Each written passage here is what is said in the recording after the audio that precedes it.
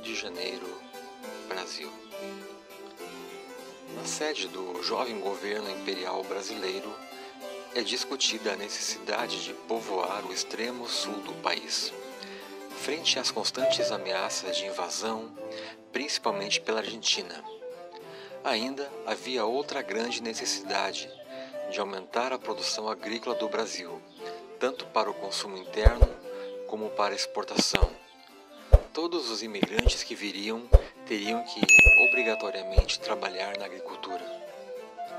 Tais imigrantes teriam ainda que ser de uma nacionalidade cujo país não tivesse pretensões colonialistas, para não se correr o risco de uma eventual anexação territorial por parte daquele país.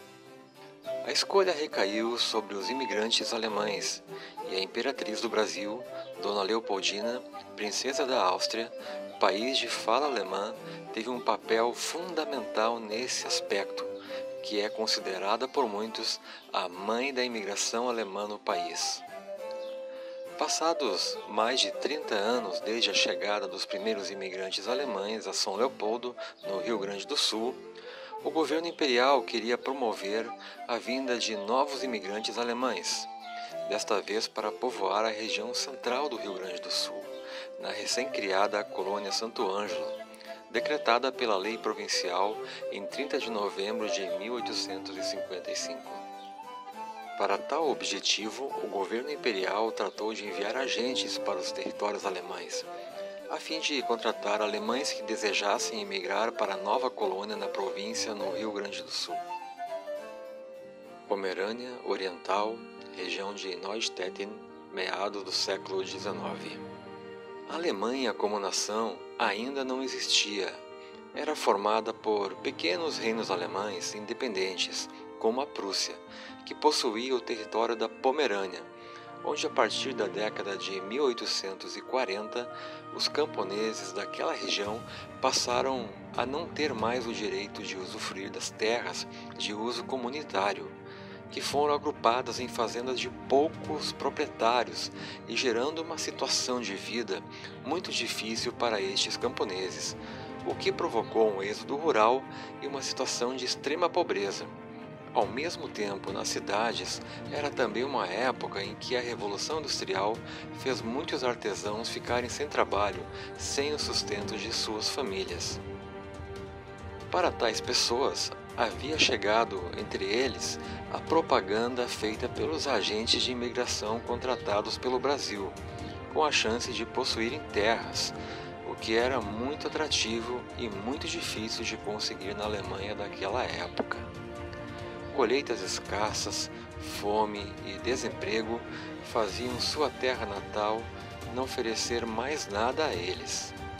O que viabilizava esse grande empreendimento era todo o subsídio que o governo imperial brasileiro dava para estes imigrantes, como o pagamento das passagens, as estadias por onde passassem, assistência e alimentação, desde a contratação dos colonos na Alemanha até a sua chegada nos alojamentos da colônia Santo Ângelo, para posterior assentamento nos lotes a serem distribuídos.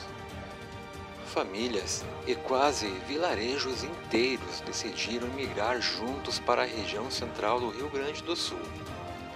Para termos uma noção, em torno de 70 famílias, em média 300 pessoas, o que seria 30% da população da cidade de Lubov, emigrou para a colônia Santo Ângelo. Colônia Santo Ângelo, meados do século XIX. A área territorial da colônia Santo Ângelo estava no município de Cachoeira do Sul, em meados do século XIX, e era composta, em sua maioria, de terras devolutas.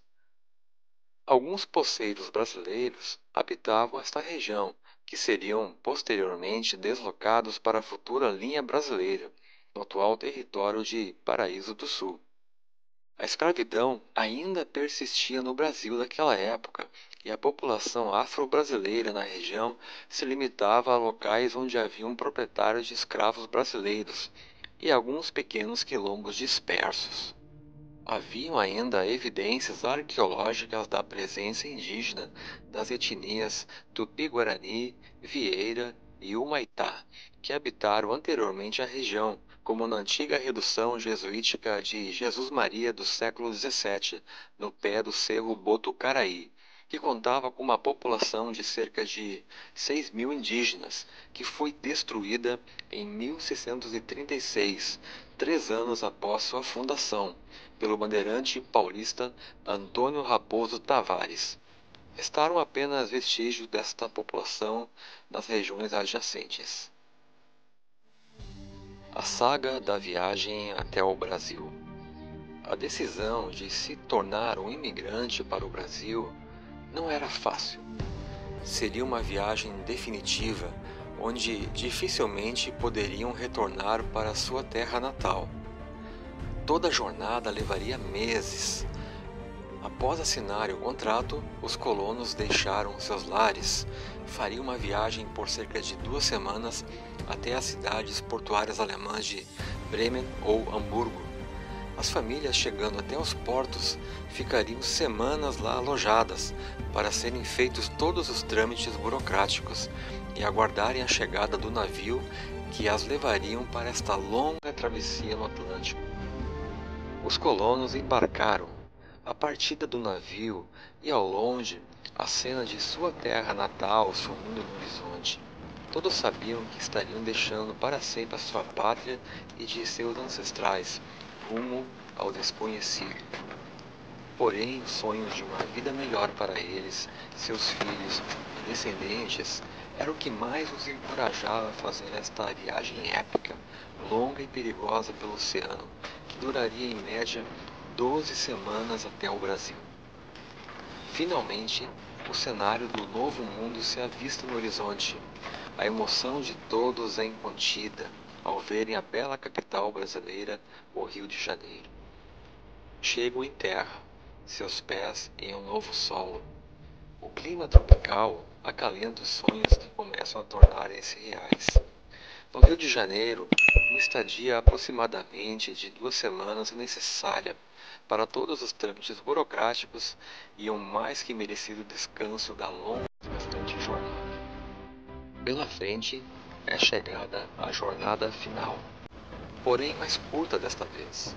Embarcaram em um outro navio, que sairia do Rio de Janeiro com percurso pelo mar até a cidade de Rio Grande, adentrando pela Lagoa dos Patos, chegando até a capital provincial Porto Alegre para novos registros burocráticos.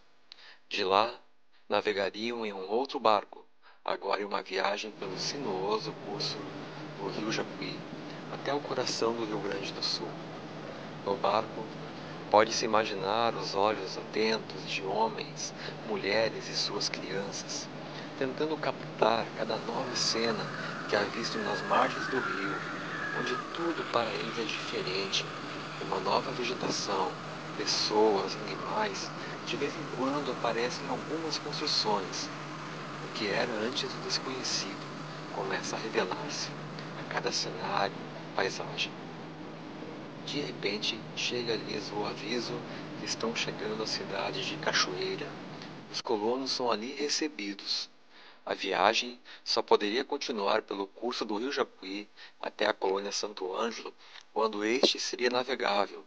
Em tempos de estiagem não era isso possível, e os imigrantes teriam que ir em carroças de Cachoeira até os locais de assentamento. A chegada até a colônia Santo Ângelo era repleta de expectativas e de um misto de emoções, do entusiasmo ao medo do que estava por vir.